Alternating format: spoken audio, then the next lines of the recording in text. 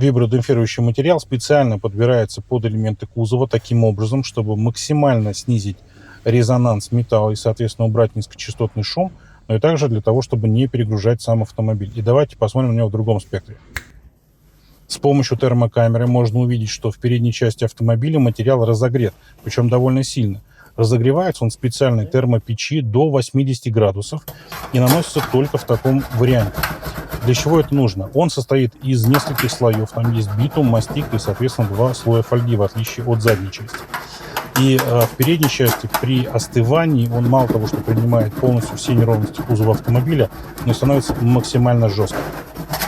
А вторым слоем для защиты от средних и высоких частот мы устанавливаем материал с акустической мембраной. Причем в передней части это мембрана повышенной плотности, и также есть слой для разрушения звуковой волны.